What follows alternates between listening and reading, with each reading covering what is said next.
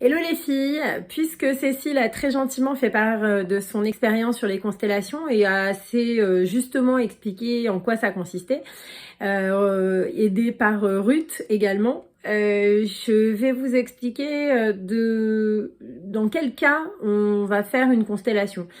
Quelles sont les indications de la constellation?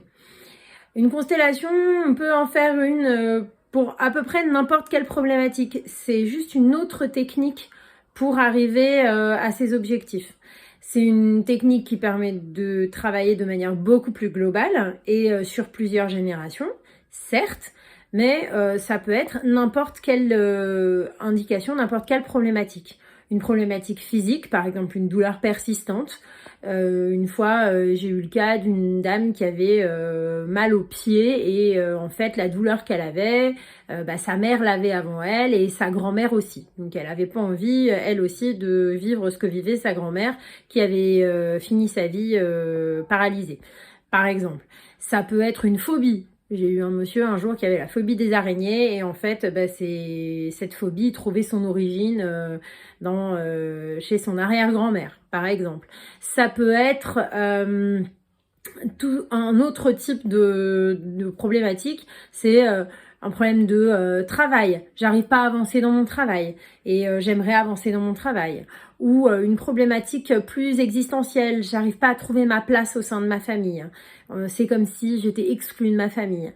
Tout ça, toutes ces problématiques-là, en fait, peuvent être traitées en constellation. Et on peut traiter en constellation individuelle, ça se fait.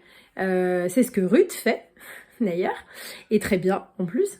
Et on peut traiter ça en constellation de groupe. C'est plutôt de cette façon-là que je travaille.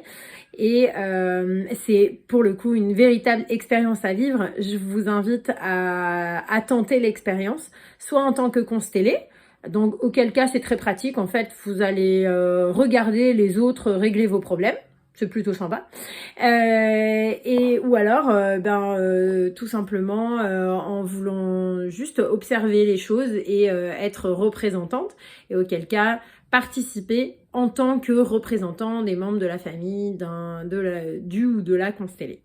Voilà, si vous voulez participer à la prochaine constellation, sur Ananas, ce sera le 14 décembre, et sur Jérusalem, le 4 janvier.